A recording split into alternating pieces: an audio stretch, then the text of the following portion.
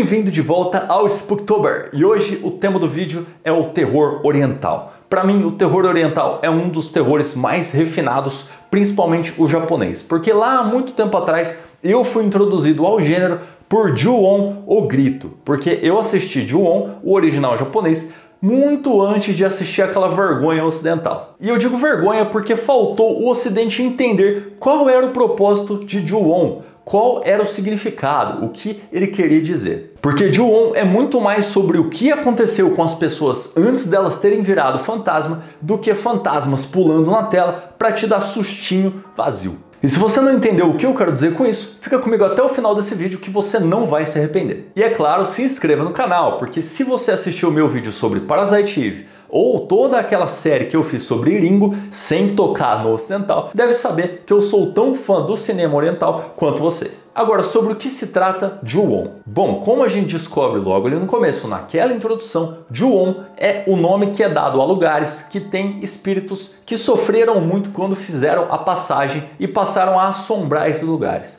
Então são lugares muito mal assombrados e Ju-On diz respeito a esses lugares, sendo especificamente nesse filme a história de Kayako e o seu filho Toshio, que foram brutalmente assassinados pelo chefe da família, Takeo. E esse é o lugar que algum tempo depois a nossa protagonista Nishina visita para cuidar ali de uma idosa que parece morar sozinho naquela casa enorme e assustadora. E enquanto cuida dessa senhora, Nishina acaba encontrando um garoto ali preso no armário, porque ela começa a ouvir uns barulhos muito esquisitos e decide investigar, no que ela descobre Toshio, o garoto. Mas agora você deve estar imaginando que tomou um spoiler porque eu disse que Toshio é o fantasma, mas não se preocupe porque não é um spoiler. Acontece que esse fantasma, muito diferente dos outros fantasmas, quando ele aparece pela primeira vez ali, ele tá bem corado, ele parece estar vivo. Só que logo em seguida, quando a gente vê uma sombra se projetando em cima da senhora e a Nishina simplesmente desmaiando e caindo do lado, a gente já percebe que a casa é mal assombrada. Mas aí, tela escura e a história termina, porque aqui em Ju-On a gente vai coletando ali histórias de cada um dos personagens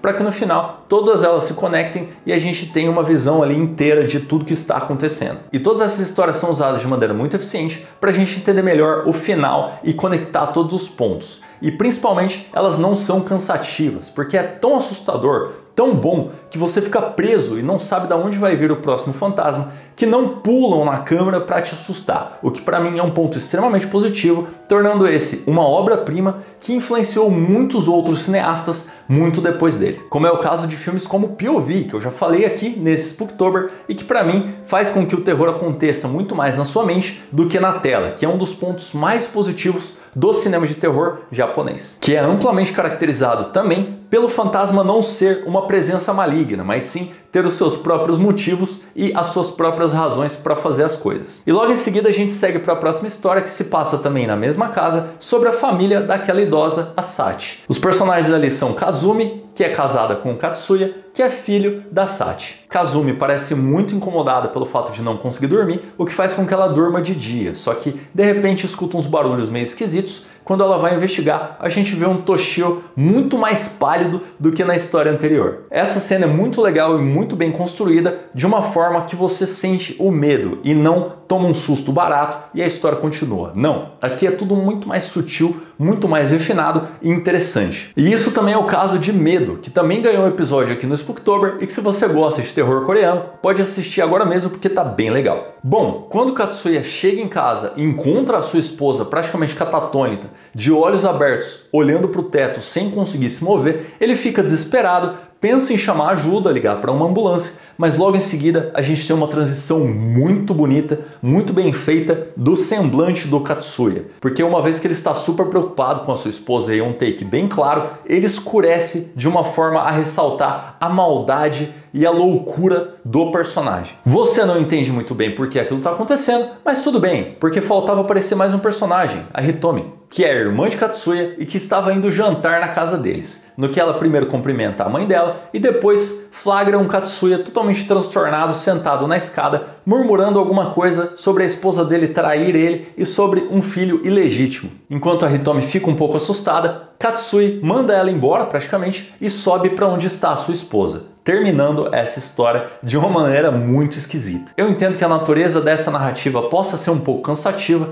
principalmente porque tem muitos personagens com muitos nomes diferentes, não dá pra saber muito bem quem é quem, mas todas as cenas de terror são tão bem trabalhadas que você não se importa muito com isso e vai sendo carregado pela história. Que segue logo em seguida para a história de Hitomi, a irmã de Katsuya, onde a gente pode ver que ela está deixando o escritório um pouco tarde demais, no que ela é surpreendida por um barulho que parece estar perseguindo ela. E mais uma coisa importante aqui nesse filme é que a trilha sonora, a sonoplastia, os efeitos auditivos são fantásticos. Não só o Toshio miando como um gato, mas também aquele som que a Kayako faz é muito arrepiante. Então, depois de ser surpreendida no banheiro por uma figura muito esquisita, ela vai até o segurança do lugar. O segurança não vê nada, mas ele decide ir checar. E quando ele vai, a Hitomi fica ali assistindo a câmera de segurança, no que ela percebe uma massa escura que envolve o segurança e é muito legal. Então ela vai para casa muito assustada e é na casa onde a gente tem uma das cenas mais aterrorizantes, principalmente para quem não gosta de ver filmes de terror que tem coisas relacionadas à cama, ao lugar onde você dorme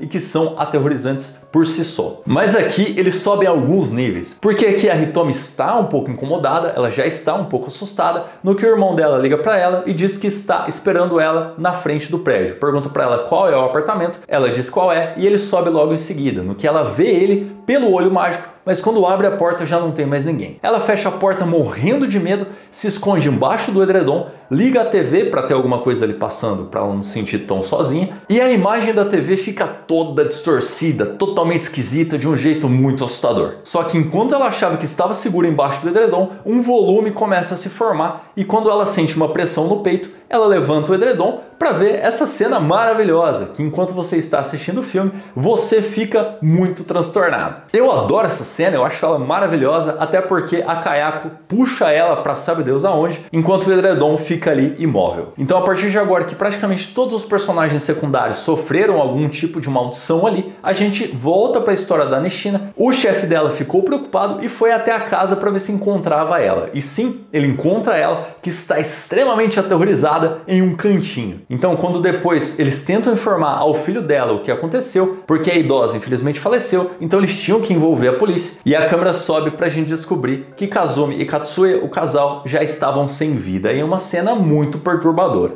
Eu adoro esse filme, eu adoro como ele se move, como a história segue e principalmente que todas as pessoas que desapareceram de fato, que é o caso da Hitomi, que está desaparecida. E a partir do momento que o personagem desaparece, a polícia parece não ficar obcecada em procurar ele e tentar descobrir para onde ele foi. Depois que Nishina reconhece Toshio através de fotos de arquivo e a polícia se surpreender porque aquele garoto já estava desaparecido há muito tempo e hoje em dia ele teria uma idade completamente diferente, a polícia decide procurar ajuda ao detetive Toyama, que foi o responsável pelo caso da Kayako há muito tempo atrás e que está tentando o máximo possível deixar a família dele longe da maldição que ele sabe que existe. Mas depois de dar uma olhada nas câmeras de segurança lá onde tinha a sombra que envolvia o segurança e puxava ele para um lugar, ele percebe que não teria escapatória. Depois disso ele vai até a casa planejando botar fogo, mas percebe uma coisa muito esquisita aparecendo, onde ele tem uma visão da filha dele muito mais crescida e logo depois é surpreendido pela própria Kayako, mas ela não assusta apenas ele, mas todos os seus colegas policiais.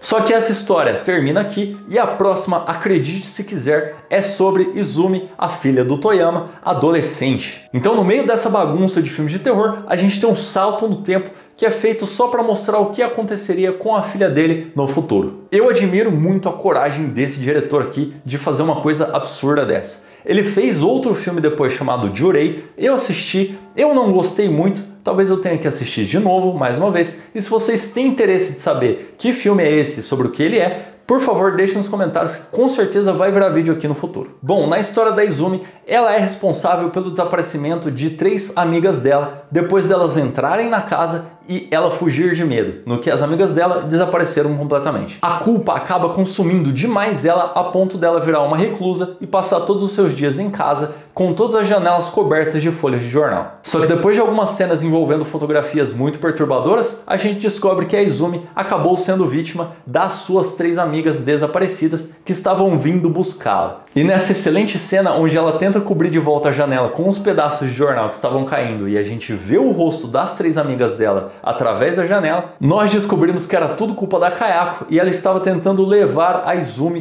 para o além junto com o seu pai, que ela também tem uma visão muito breve ali. E Kayako leva Izumi sabe Deus para onde através de um altar shintoísta, no que no final da cena a gente vê tanto o retrato do seu pai quanto dela. Mas o que é que tudo isso significa? É o que a gente viria descobrir logo em seguida na história da Kayako. Nela a gente começa de novo na Nishina, saindo do hospital muito feliz e marcando um almoço com uma amiga dela. E todo o terror dessa cena acontece de dia, fora da casa, e é muito impactante ali, porque quando a gente vê a Mariko e ela comendo no restaurante, a gente consegue ver um Toshio muito inofensivo ali embaixo da mesa, mas que dá um bom susto na gente. E quando Nishina acorda de um pesadelo envolvendo muitos gatos pretos, ela recebe uma ligação de Mariko que falou que está na casa que ela falou a respeito com um garoto chamado Toshio, que nós espectadores sabemos que é o Toshio, enquanto a Nishina só deduz e vai tentar ajudar a amiga. Só que quando ela chega, já é tarde demais. E quando a Nishina chega na casa para ajudar a amiga e tem algumas visões muito perturbadoras da Kayako, ela desce pela escada toda suja, horrível, assustando muito a protagonista. Só que não parece que a Kayako está querendo fazer mal a ela, parece muito mais que ela está pedindo ajuda.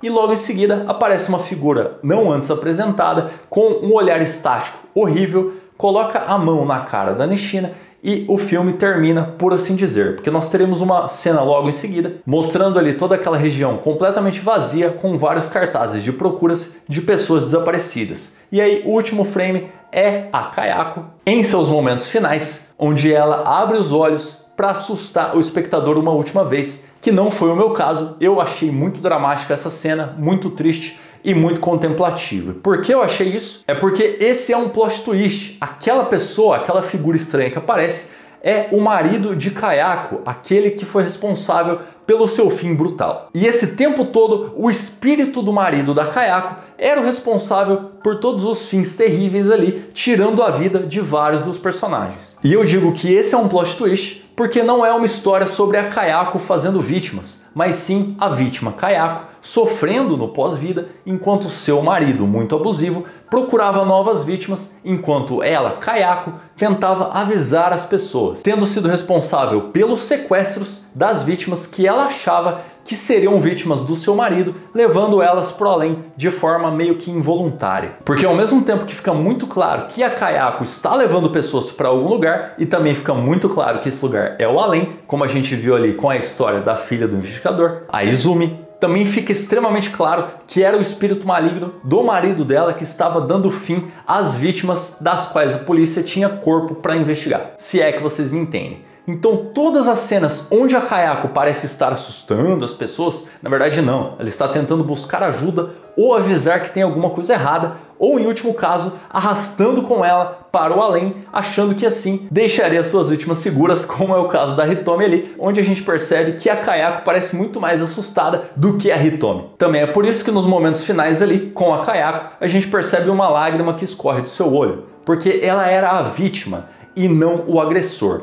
Infelizmente isso não ficou claro para o público ocidental, por isso quando eles fizeram um remake, era muito mais um filme sobre dar sustinho ali, assustar a audiência, sem explicar muito bem o que era o fantasma, só com algumas piadas sendo muito boas ali do Todo Mundo em Pânico. Sendo essa, na minha opinião, a única contribuição realmente digna do Ocidente para o cinema de terror oriental. Todo Mundo em Pânico. E além disso, o espírito do marido da Kayako também foi o responsável por consumir o corpo do Katsuya e fazer ele fazer o que fez com a sua própria esposa. Por isso que ele estava ali murmurando na escada que aquele não era o filho dele, porque ela tinha traído ele. Então se você já conhecia esse filme, assista ele novamente, tendo em mente que a Kayako é a vítima e não o agressor, que o filme vai ficar muito mais legal. E você pode assistir ele aqui mesmo no YouTube em 1080, o que é impressionante. E se você se interessou pelo tema, eu tenho uma última indicação aqui de um outro canal aqui no YouTube que conta a história sobre a casa que inspirou o Ju-On, a Casa do Triângulo, do canal Eric Tanimura, anteriormente conhecido como J-Horror TV, que honestamente é um dos meus canais favoritos e eu espero que vocês vão lá prestigiar o trabalho dele, que é muito bom, embora seja muito pouco reconhecido. E não se esqueça de comentar o que achou dessa teoria. Muito obrigado por assistir até aqui e até o próximo vídeo.